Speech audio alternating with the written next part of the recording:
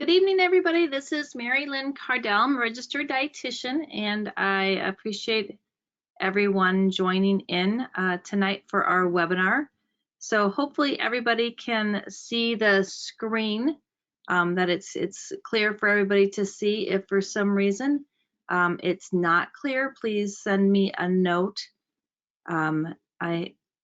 Looks like I'm having, for some reason, hopefully you can see it okay on your screen. So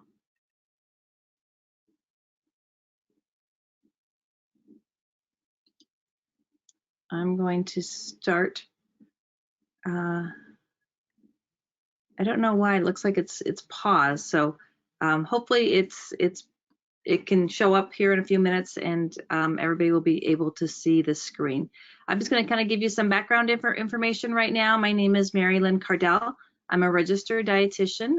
This webinar is sponsored by Midwest Childcare, so we do appreciate them providing the support to do all these webinars, especially with COVID, bringing opportunities for us to provide licensing hours for all of you from the comfort of your own home. I think we are going to continue the webinars. They've been obviously a big success, and so we've been able to reach a lot of people. So we will probably be continuing with our webinars for the next year or so. So just today's webinar is on kind of best practices for improving our nutrition, and it's going to be an hour-long webinar. You'll get an hour certificate for this webinar.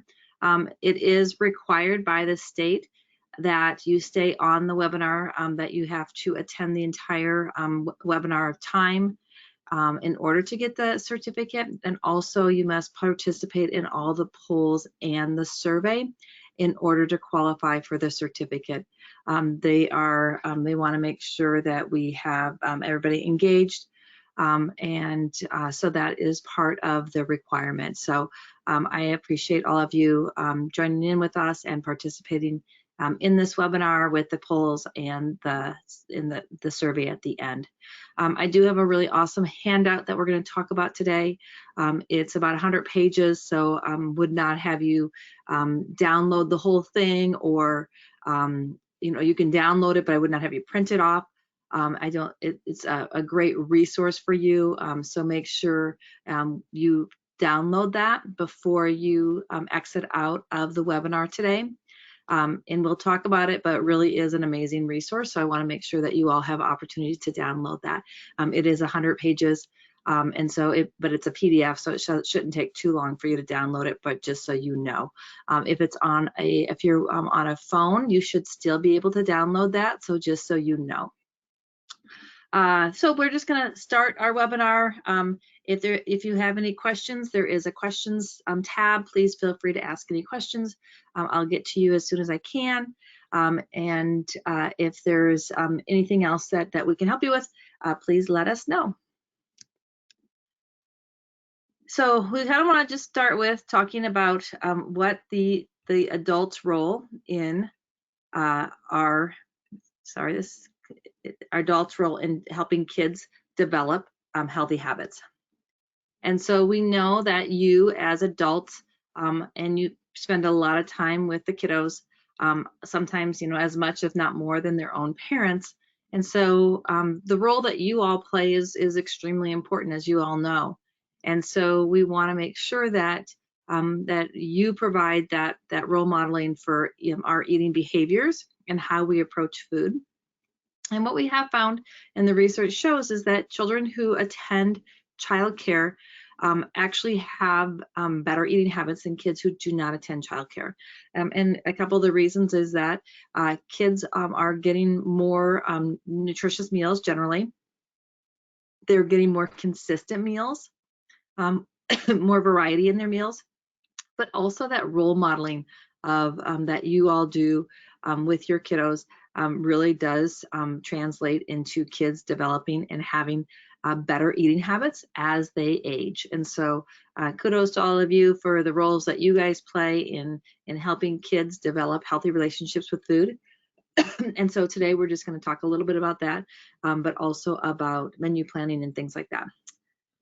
So we do know that they are kids when they're engaged, and then when they're part of the process, they're more likely to eat foods that they helped in preparation. And so, you know, when you have multiple kids, it may not be the most conducive to have everybody in the kitchen, but having some type of role for the children can be very, very beneficial. So even if it's setting the table, or putting out condiments, or glasses, or you know, putting the food on the table or something like that, putting plates on the table, those things are all really beneficial, and have shown that kids are much more likely to develop healthier eating habits when they have that job and that role. They also, when they're in a kind of a family style eating pattern, which is what we know is a best practice, and we want to really encourage that, then they see, they look at food and the eating process as much more enjoyable. We do know that a lot of families eat in front of the TV. A lot of families are kind of on the go, so they're not all eating together. And so child care centers are one of those places that kids can have this experience of sitting at a table in a family style environment. And so that might be, for some kids, the only opportunity they get to eat in that kind of family style environment. So really, you know, kind of cherishing that role that you all have, and really encouraging to continue that family style with your families, so that they see the importance of using of having family meals in their own homes. So we think about other things that kids can do: washing the fruits and vegetables, throwing things in the trash, stirring batter, and setting the table. And this is something also that you, as providers, you are the resource for a lot of your families. And so, so someone said they cannot hear the webinar.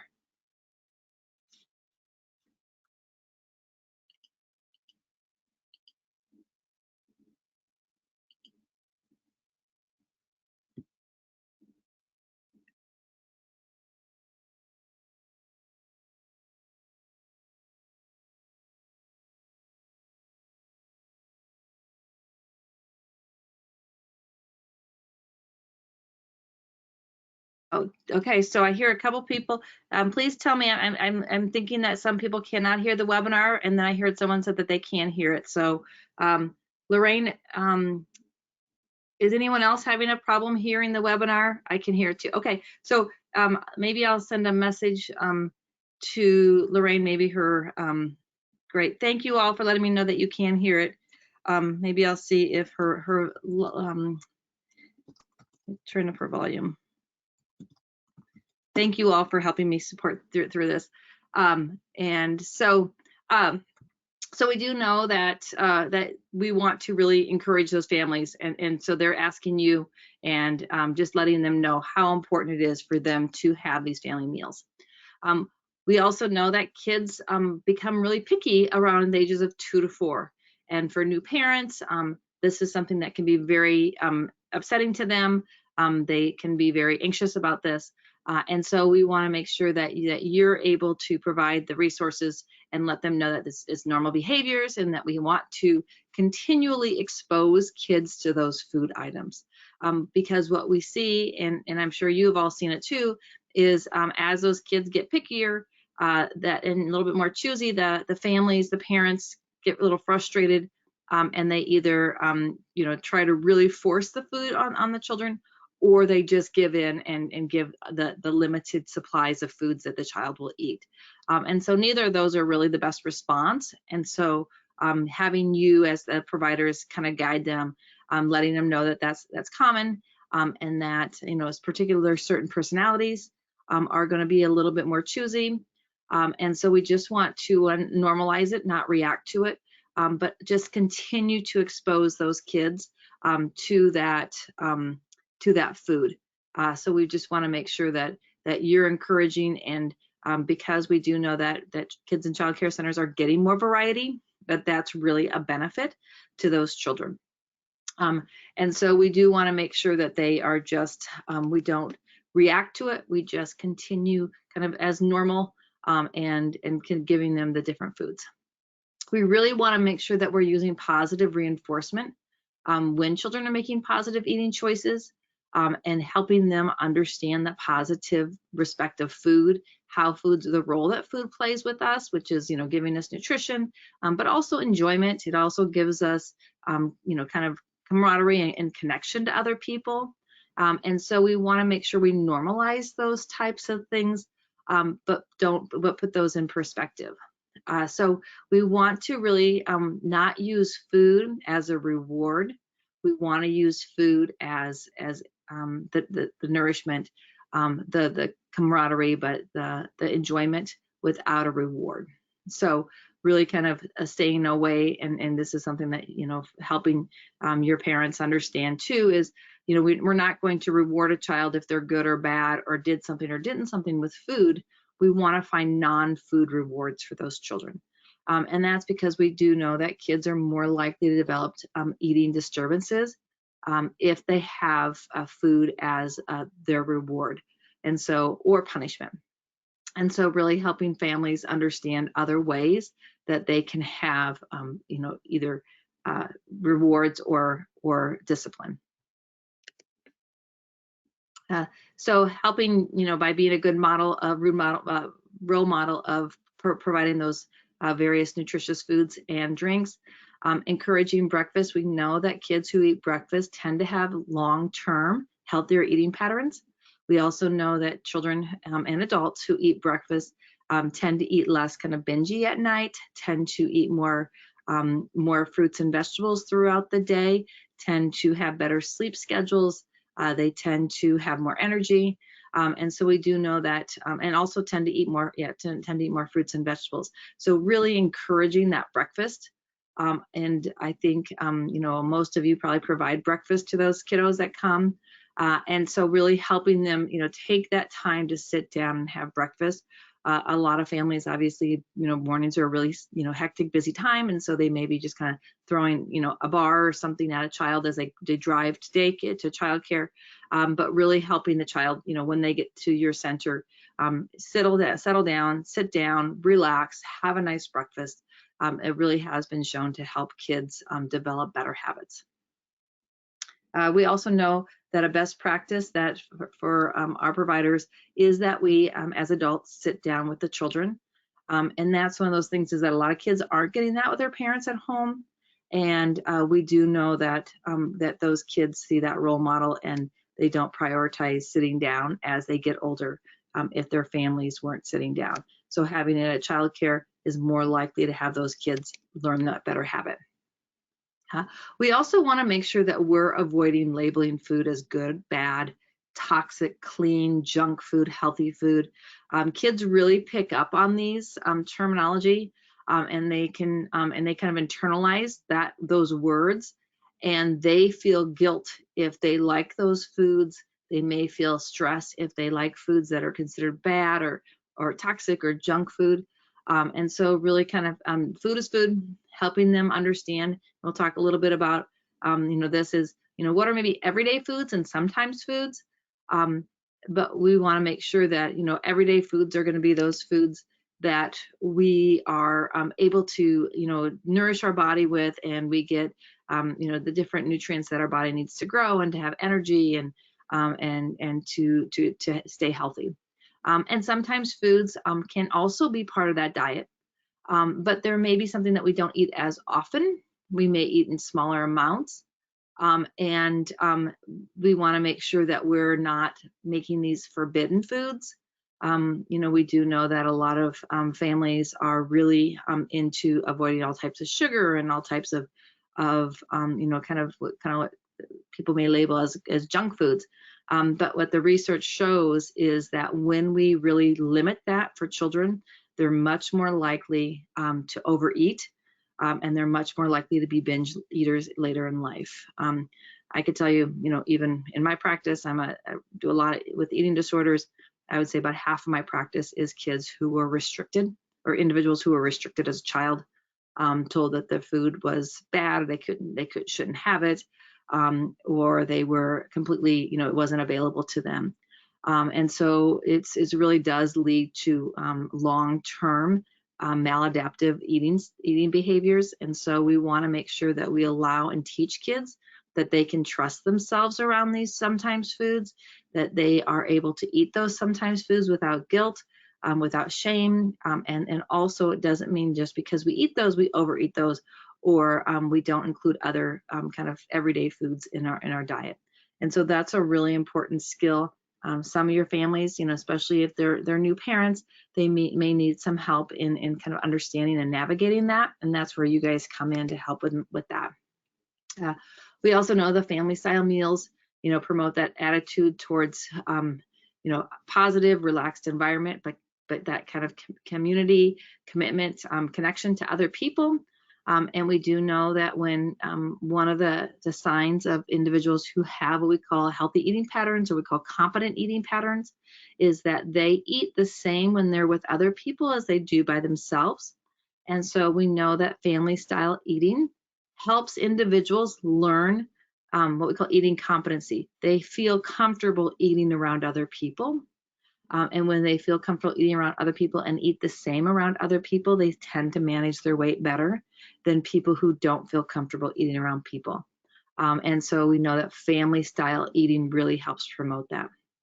We also know it helps in increasing our kids' general vocabulary, as well as their intelligence, because their conversations tend to be higher level when they're with an adult as a child. And so it really helps in increasing vocabulary as well as our intellectual abilities. And so we want to make sure that you guys, as often as you can, are sitting down at all meals and snacks with your kiddos and enjoying food in a positive way with them. This also allows people, to kind of monitor. So let's say if a parent is concerned about what their child is eating, or maybe they're very choosy or picky, it helps you to kind of see, without kind of looking over their shoulder, but kind of as part of it. And they can monitor, and maybe when they see you eating those foods, that child may be more likely to eat those foods. And so you're able to really kind of see if that's something that maybe the child, when they see an adult that they trust eating those foods, maybe they're more likely to eat those foods. We also know that when we have family meals, that those children who have had family meals have less likelihood of becoming overweight or engaging in unhealthy eating styles later on. We see a lot of times that families that don't have family mealtime, that there's more kind of random snacking, and kids don't learn those kind of eating patterns of having a meal. We tend to eat less actually when we have meals. And so the fewer meals that we have and kids just snack, they tend to actually eat more sometimes foods and more total calories overall. We want to also, really help kids, find that positivity around family style meals. So, trying to minimize scolding, trying to make it as least chaotic and messy, as it can be. And yes, you all have little ones, so there is going to be a little chaos and messiness. But we want to make sure that we're kind of minimizing the stress that's bringing upon us, as those kids can really pick up on that, and minimizing scolding or disciplining during meals as much as possible. We also want to know, a lot of families do eat in front of TVs. They're distracted. They have their phones. They have tablets. And so we really want to demonstrate that in your centers, for, all your breakfast and your lunch and your snack times, that there's, it's a non-distracted eating environment, that they are not having phones. You as an adult don't have a phone or a TV or electronic devices on. I have a lot of clients who have never been able to eat without a phone or a TV on. And it's very distracting for them, and they tend to have difficulty kind of managing their intake appropriately. We do want to, once again, involve the kids in food preparation as much as possible. Thinking about also kind of making, exciting sometimes, having a picnic, going different places to eat, And that's kind of a fun, kind of thing that kids really enjoy, particular kids who may be more choosy eaters. Those kids, so if you have a child who's kind of a choosy eater, maybe that's having a picnic or going somewhere kind of more, a new environment, new fun place might be somewhere that we can try some of those choosier, pickier foods that they have a hard time eating. So I have a poll real quick. One thing we do know is if you do have a choosy or picky eater, we always want to make sure we don't want to cater to their needs, but we do want to make sure that we're providing foods that they like without catering to their needs. So making sure they have some foods that they like. So I'm going to do the poll. I'm going to launch this poll right now. So the poll says child care providers can do blank to be good food models, role models for children. And want to select one or more of the following. Continue to offer new foods to children to try. Sit down with kids at meals and snacks. Tell kids to avoid all bad foods. Minimize correcting and scolding during mealtime, and involve children in food preparation. So there's more than one answer.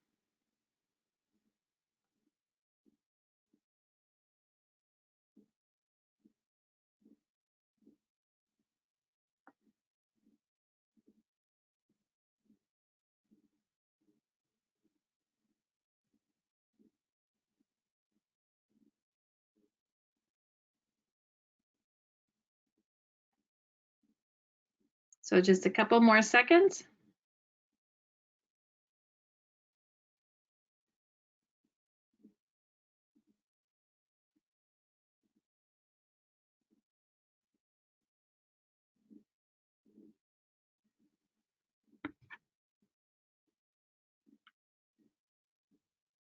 All right, so we just want to make sure that everybody, I did say this in the beginning, that in order for the state requires that in order for me to send out a licensing certificate, I do need everybody to stay on the webinar, the entire webinar, as well as participate in all the polls and the surveys in order to show that that you had active participation. So I appreciate you all taking the time to participate in the polls today. So looks like most people have participated in the poll. I'm going to close the poll and show the results. So child care providers can do the following to be good role models: continue to offer new foods for children to try, sit down with the kids at meals, and then minimize correcting and scolding during mealtime, and involve children in food preparation.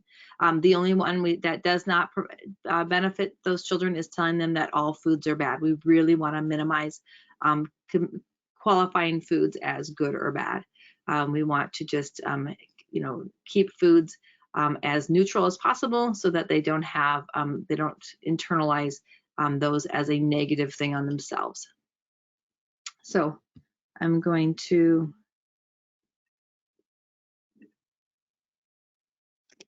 go on. So when we talk now about, we're going to talk a lot about meal planning and that best practices for meal planning. So the things that we're going to want to touch base on today are fruits and vegetables. Want to really make sure that we encourage fruits and vegetables, because we know that those vitamins and minerals, what we call antioxidants, that are naturally occurring in fruits and vegetables, are very protective against chronic diseases, especially heart disease, strokes, and some cancers. They're also very high in fiber, which helps us keep our GI tract healthy, but also helps to keep us full longer.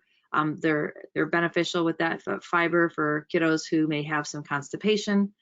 So we do know that when kids are having the fruits and vegetables, they have better bowel habits. We also know that when fruits and vegetables are not prepared with fats or sugars, they're low in calories, and so they're giving us food, taste, sweetness, volume, without a whole lot of calories. We do want to avoid any kinds of fruits and vegetables that are canned in heavy syrup. So a light syrup, it has some sugar. Heavy syrup has extra sugar. So the reason they did that originally was because that sugar actually helps keep the firmness of the fruit. And so that firmness of that fruit, the sugar is why they did that. So they added sugar a long time ago. And so we do know that some places still use that heavy syrup, but we want to really avoid anything that has the light or the heavy syrup. So any type of syrup, we only want in its own juice or water added. So we want to make sure that if you're choosing any canned fruits, and canned fruits are fine, they're a great choice. We just want to make sure it's always in its own juice or in water, never in light or heavy syrup. So we know that we can have, there's fresh, frozen, canned, or dried fruits are all beneficial. And we do want to make sure that we're including a variety of those different foods. Not one's better than the other. I know a lot of people, kind of feel like they should always have fresh fruit. One, it's not always available. It's more expensive. It's harder sometimes to keep. And so we want to make sure that we're not just isolating and just using, fresh fruit. Frozen is awesome. Canned or dried fruits are also good choices. Just with dried fruit, you want to make sure that it's not a choking risk, as well as any kind of fruit. But dried fruits tend to be a little bit more choking risk for those younger kids. We want to have our canned fruit in juice or 100% juice or water. And then we do want to really encourage dark green, red, and orange vegetables, as well as beans and peas. The recommendations have really come out that the more variety in colors that we give to young kids, one, they get more nutrient quality, but also they're more likely to eat more of a variety as they get older. And so we really want to make sure that we're exposing them. The more they're exposed to those foods at a younger age, they're more likely to have those foods on a regular basis as they get older. We want to avoid any kind of fried or pre-fried vegetables. The main vegetable that people have that are is potatoes, and oftentimes those potatoes are either French fries, tater tots, hash browns, onion rings, and so we do want to make sure that that is not our main vegetable source. And anything we also want to avoid frozen potato products. Even if the label does not say fried, it may say something like crispy or crunchy. That is that breading or packaging that adds a lot of that batter, that adds a lot of extra calories, but actually adds a lot of fat too. If you cannot find canned fruit in natural juice, or if you have vegetables that are not low sodium, so like let's say you have canned fruit that's in syrup, then it's not that we want to waste that. So I would just rinse that, because we want to rinse that extra sugar off of those. They'll taste just as fine. We just don't want to serve that with that extra sugar.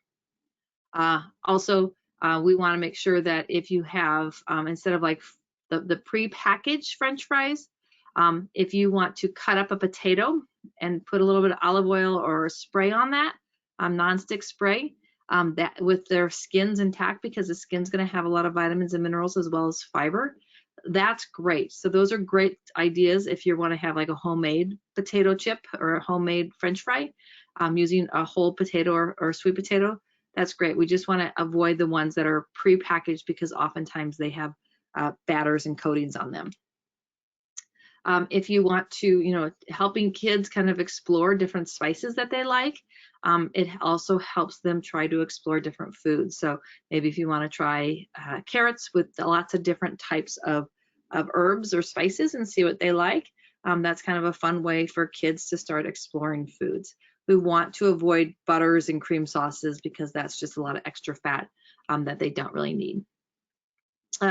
So we do want to try to serve whole fruit or vegetables, not juice at snack or breakfast. And if you serve a fruit or vegetable at a snack 1 time per week, increase it to 2 times per week, and then 3 times. We want to try to increase fruits, particularly vegetables, at our snack time as much as possible.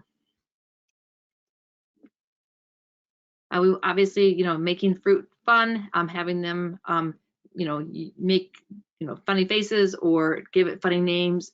And that's fine. That's how kids learn, is by playing and acting kind of silly at times, as long as it's appropriate mealtime behaviors.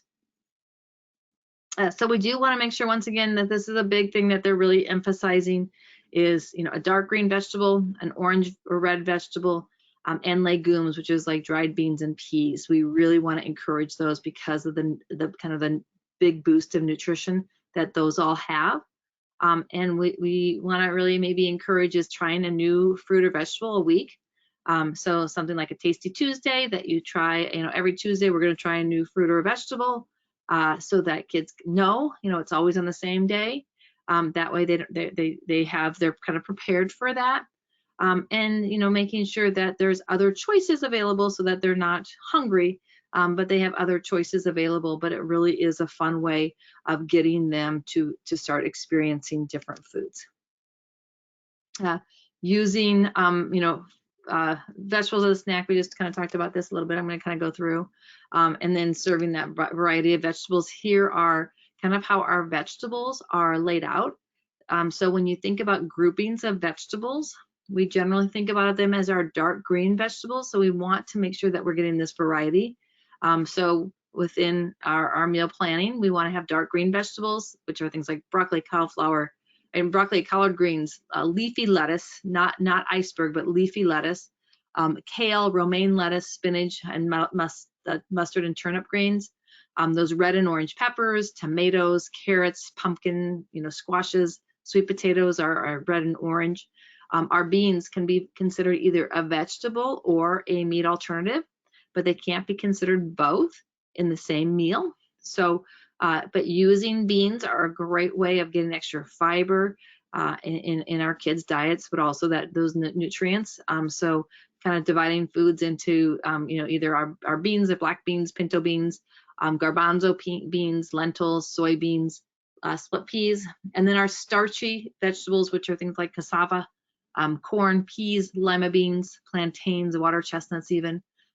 So we want to make sure that we don't do all those, but we're having that variety. And then other vegetables like artichokes, asparagus, beets, Brussels sprouts, eggplants, green peppers, okra, zucchini. So we do want to make sure in our meal planning that that variety is included every week. So one of those each week is included in your meal planning out of one of those groups. So we kind of talked about, Tasty Tuesdays, so that they know that they can anticipate that they're going to try a new food. Depending on what your policy is, you may want them, the families to bring in new items, so that they can start exploring those new items, or you may want to provide them yourself. So we're going to do a poll real quick. And so when incorporating fruits and veggies in your meal planning, we want to provide only choices your kids will eat. Provide one or more answers. Provide a variety of choices, including different colors. Canned fruit and heavy syrups are the best choice. Serve juice at most meals, or all of the above. So one or more of the following responses.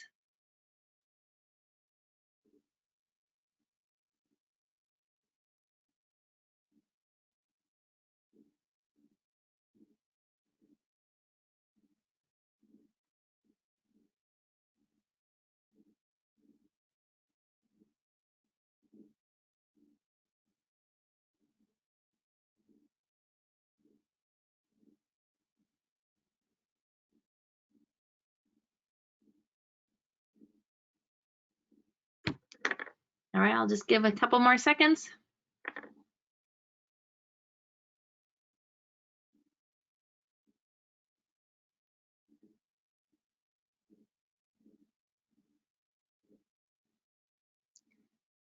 All right, I'm going to close the poll out and launch that poll. So when incorporating fruits and veggies in our meal plan, we want to provide a variety of choices, including different colors. And that's the answer. That's the correct answer. So we want to just provide that variety of choices in different colors. So excellent, way to go, everybody.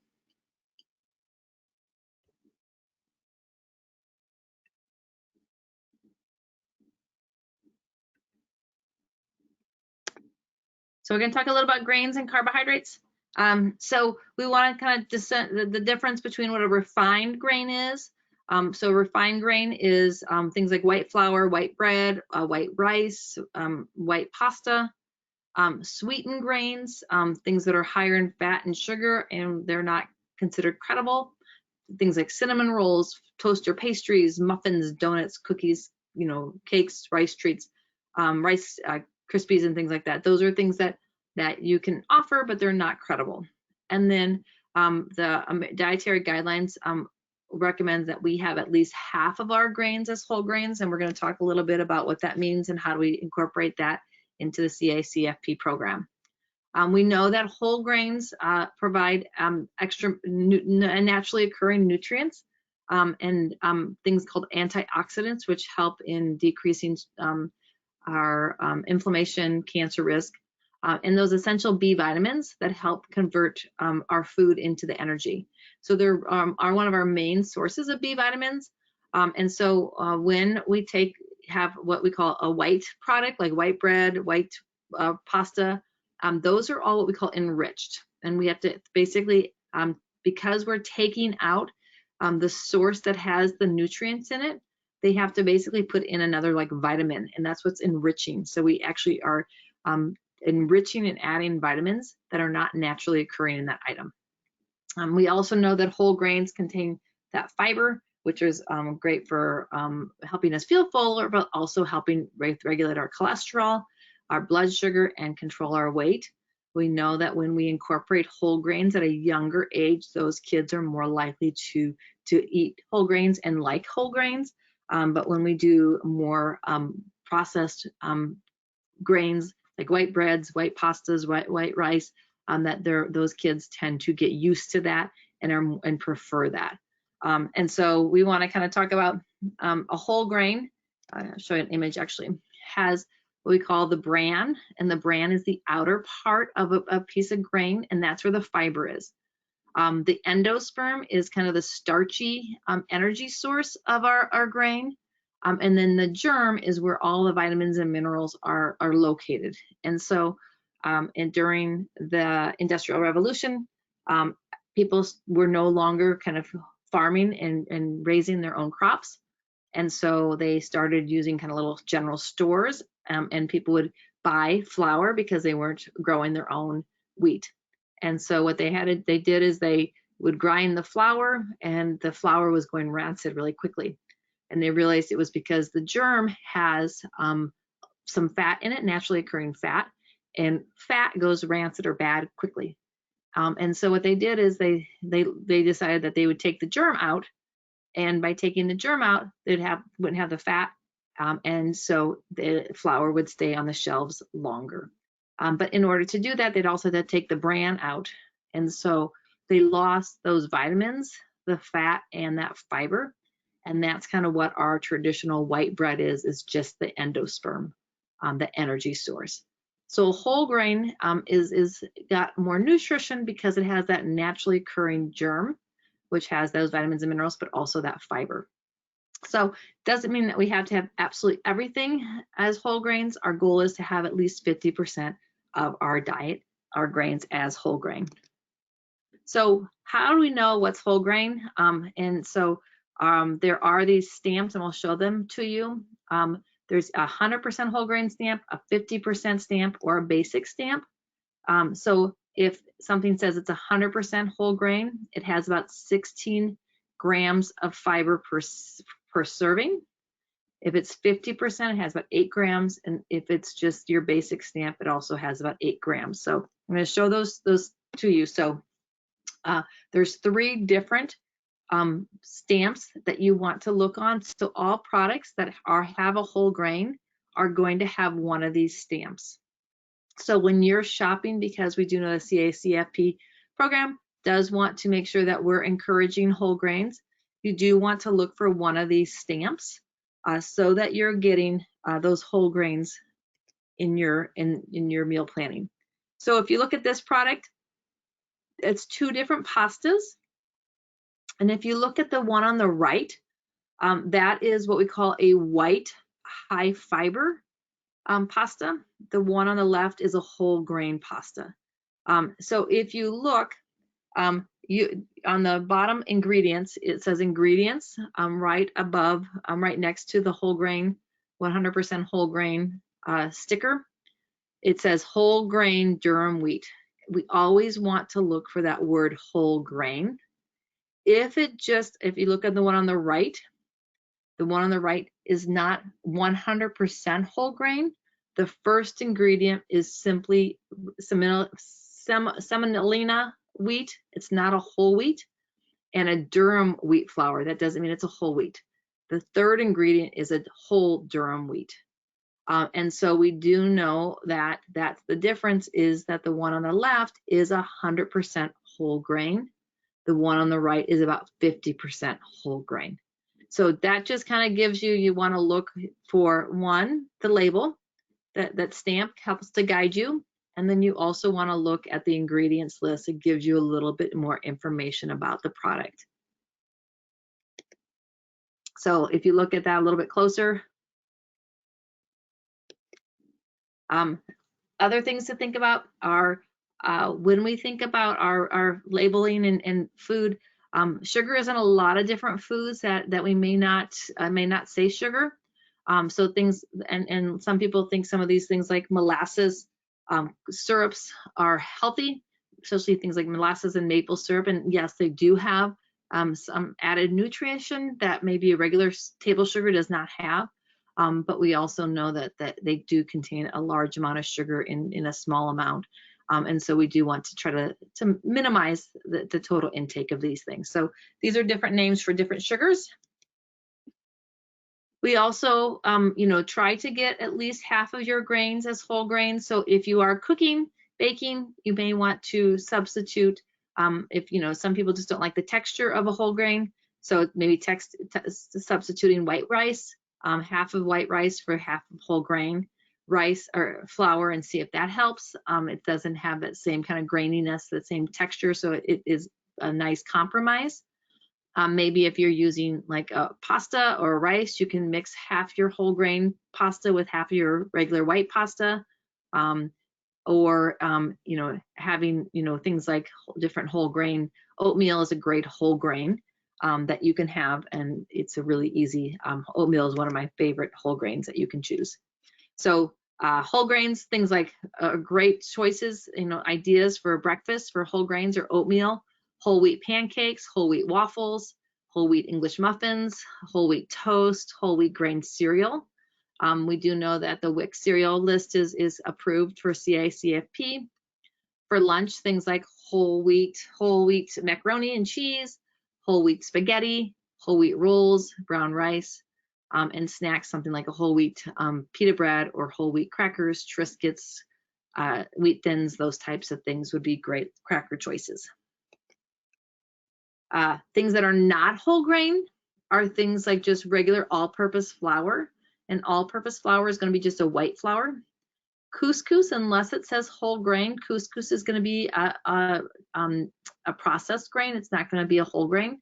Durum wheat or durum flour is just a different type of wheat, but it's not necessarily a whole grain unless it says 100% whole grain. Enriched wheat flour is simply that they added a vitamin mineral supplement to replace the germ that was taken out. Something like farina and wheat flour. So those things can be really confusing. So we want to make sure that we're looking for the word whole grain or whole wheat, whole farina, whole oats, those types of things. Also, things that are not whole grain that really confuse a lot of people are things that say multi-grain. It may say 7 grain. It may say stone ground. It may say bran. It may say 100% wheat, or made with whole wheat, or stone ground. None of those mean that they're 100% whole wheat. So a multi-grain, a 7 grain, just means that there's different grain. It may have processed white bread and white flour, wheat flour, rye flour, different types of flours, but that doesn't necessarily mean that those are actually whole grain flours. So that just kind of gives you a little bit of understanding. So we're going to give another poll. And whole grains would include oatmeal, whole grain English muffins, multi-grain bread, or all-purpose flour. Select one or more of the following.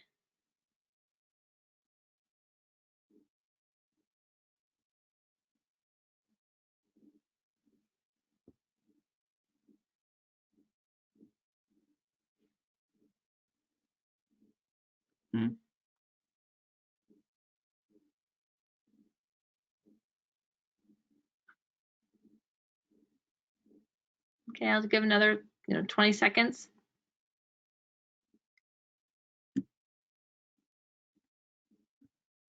All right, looks like everybody for the most part has voted.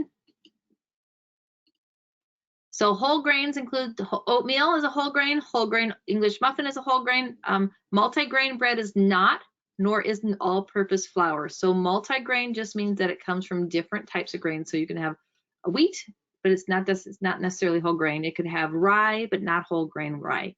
It could be all processed. So we want to make sure if it said 100% whole wheat or whole grain, multi-whole grain bread, then that would be a whole grain. But if it just says multi-grain, it's not. So just that kind of can be very confusing. So just wanted to make sure we went over that today.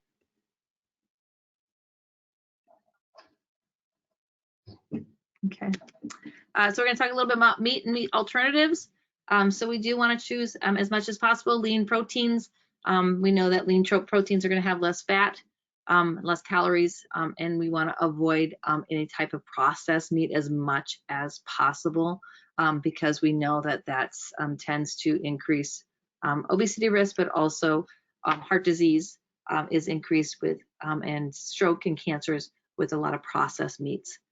We do know that seafood is an excellent source of protein.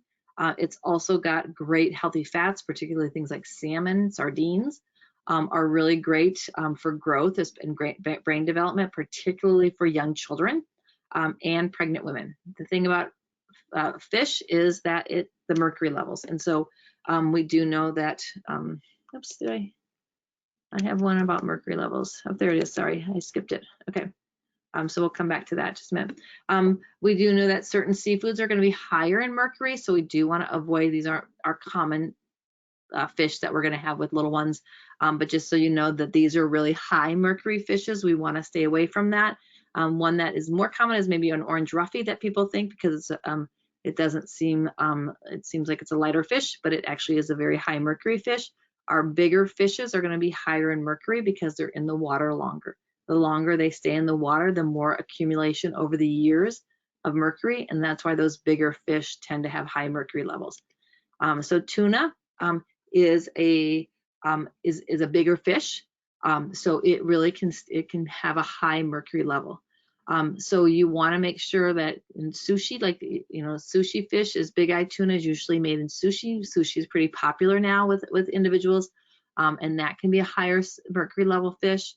We also know that albacore tuna, which is a lighter white tuna, and yellowfin and big-eyed tuna, those are tunas, especially the albacore is a really common one that we see in a can, and that's a higher mercury seafood fish. So if you choose to serve tuna, and I think that tuna is great because we do know that it provides some nutrients. We want to make sure it's always the canned light tuna, not white. So you want to avoid the white tuna. You want to do it the canned light with an L, or skipjack tuna, because those are going to be smaller fishes. Those are going to be lower in mercury. So making sure that if you do choose fish that you're using the correct fish. Albacore is not something that we want to use, particularly with little ones, because of the high mercury level. So I just want to kind of get back to that. We do know that they found that eating peanuts and certain tree nuts are really beneficial to reducing our risk of heart disease, particularly long term. We want to incorporate those healthy fats. But because we know a lot of kids have nut and tree allergies, we do want to make sure that we know the difference, that there's peanut allergies and then there's tree nut allergies. Oftentimes, individuals who have one allergy can eat the other. So if they have a peanut allergy, they may be able to eat tree nuts. We just want to make sure that you're checking with the parent. And the research now is really showing that we want to introduce, if children do not have those allergies, we want to introduce peanuts and tree nuts at a young age. And so I would advise and talk to the parents to make sure that they are comfortable with that, and let them know that on your menu you may have those foods, peanuts, peanut butter, almond butter, those types of things, so that the parents are aware. But in general, the recommendations now are to introduce those foods at a younger age. It's no longer recommended that we avoid those foods. We do want to try to avoid high-fat proteins as much as possible. We want to try to use leaner ground beef. Lean ground beef is 85% or leaner. We do want to try to avoid bacons, bologna, hot dogs, liverwurst, pepperoni, sausage, those types of things as much as possible. We want to limit processed chicken nuggets and chicken patties, corn dogs, fish sticks, as well as processed cheese foods, cheese spreads, and pasteurized cheese products. None of those are approved for the CACFP program because the processed cheese actually has a lot of fat, and that's how they make it smoother. And so it's not real cheese. It's got a lot of fat in there. We do want to make sure for best practices that we're selecting lean cuts of meat, and that if you do have a higher fat meat source that you're using, maybe you have it already purchased. If you have like a fat meat that is like 70% fat, what I always do is you could cook it and then drain off the fat. So I'll strain it in a strainer, or I will put it on paper towels and really kind of get all that fat off. That can decrease your fat content by about 50%. So that's a really great way if you've already had those foods and you don't want to waste them. We also know that baking, grilling, broiling, poaching, boiling are also low-fat ways of cooking, and so we want to avoid frying meats as much as possible. We really want to encourage beans as part of our meat alternative as much as possible, or our vegetable serving. But I think beans are really great because they're a low cost. It really helps to keep your costs down. It's a really super source of fiber as well as those nutrients. And we do know that when kids are introduced to beans at a younger age, they're much more likely to eat those as they get older. If you do have vegetarian, we do know that we can, obviously kids can have healthy lifestyles and diets with the vegetarian diet, but it does create some challenges for you as providers. And so really trying to figure out how you can, adjust to, if you have a family who has vegetarian eating preferences, how you can adjust to their requests while still, making it a nutritious, varied diet. And so there are some different menus out there, and I'll give you some information about that on the handout. There's some information about the handout. If you don't have vegetarian families, but you just want to maybe consider like a meatless Monday, helps in reducing your food cost. So things like substituting beans in casseroles, quesadillas, stir fries, making meatless lasagna using like a ricotta or cottage cheese, serving egg salad or grilled cheese. Those are some ideas. I'm going to kind of go through, I'm not going to do this poll right now because I want to kind of go through a couple different things before we end today. One is, obviously we want to make sure we're providing whole milk for ages 12 to 23 months. So 24, it should be 24 months. And that fat in the milk is so important for that brain development. And also that vitamin D is important for the bone and growth and development. We don't want something like almond milk. We don't want any type of milk alternative. We really want to make sure it's a whole milk. If for some reason the families do not want that, you get a doctor's note. It is really recommended that they have a whole cow's milk from 12 to 24 months. After that, we want 1% or fat-free because we know that milk is providing that calcium and as well as some of those vitamins, and especially that vitamin D is a really good source of vitamin D. Obviously, we want to stay away from sugar-sweetened beverages, and we do want to make sure that you as providers aren't, if you do drink Cokes and sodas and things like that, keeping them not in the can, but in a container that the kids don't see that. We do know that it can be just one regular soda a day has been linked to tooth decay as well as obesity in children. And we also want to make sure that if you're having juice, that it's 100% juice. We do want to limit juice altogether, but if you do juice, it must be 100% juice, and it cannot be something like a juice cocktail or a juice drink, because those just have added sugar and less juice. So we want to make sure that if you do use juice, it's overall we want less juice, but if we want to know cocktails or juice drinks are considered credible. Obviously, we want to encourage water is a habit. A lot of people aren't in the habit of drinking water, so we do want that a lot of families drink calorie-containing beverages as their hydration, and so kids in daycare, childcare tend to have better water consumption. So we do want to make sure that we're really encouraging water, making sure water is available throughout the day, encouraging kids to drink water often. We do know that little ones may not be able to recognize what their thirst is, so really kind of offering them on a regular basis, and having water bottles. You know, each kid have their own water bottle, making sure that they have access either to the faucet or pitchers so they can drink water when they want to, and having that constantly available to them so that they can start learning how to recognize their own thirst. Okay, I'm gonna go to something real quick that I want to show you all, and this is the menu planning. This is what the handout. It's a great handout. We do know that the cycle menu planning is one thing that we really want to encourage. The beauty of the handout that I have given you, it's 100 pages, but it goes through, and this is what it looks like. It goes through a whole cycles for all your years, so fall, winter, spring, and summer, and it will give you weeks worth of menus. And so if you are, your own center, and this is all CACFP approved, it goes through and tells you exactly what you need for each day. The beautiful thing is that it has a whole shopping list for each of those menus, so you know exactly what you need. And then it also gives you the recipe, and it tells you how it's CACFP credible for 3 to 5 year olds. It also gives you some ideas on changing up the recipe a little bit. So if you're, like on this bottom one, it says, the lentils, kind of what, why, other alternatives, adding carrots and spinach makes it colorful. And so it really kind of gives you some tips. But I think this is one of the best resources I've found out there for the childcare providers that I've worked with. It just gives them a very outlined, specific menu. It makes it really easy for you all, and it's really easy to keep track and to if you need to show for your credible food choices.